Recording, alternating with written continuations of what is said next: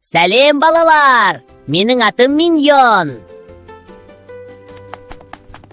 Бүгін біз заттардың қайда тұрғанын үйренеміз. Балалар, қараңдар, бұл қуыршақ үстелдің үстінде тұр. Енді ол үстелдің астында. Қуыршақ үстелдің оң жағында тұр, ал енді сол жағында. Міне, біздің тиін ағашта отыр, ағаштың үстінде.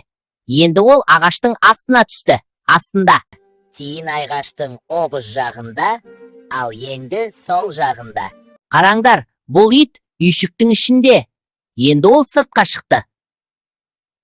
Мысық диванда отыр, диванның үстінде. Енді ол астына кірді. Қараңдар, мысық оң жағында тұр, енді сол жағында. Бұл доп қораптың ішінде тұр. Қазір ол қораптың сыртында. Доп үстелдің үстінде, енді астында. Жарайсыңдар. Қане енді өздерің айтыңдар.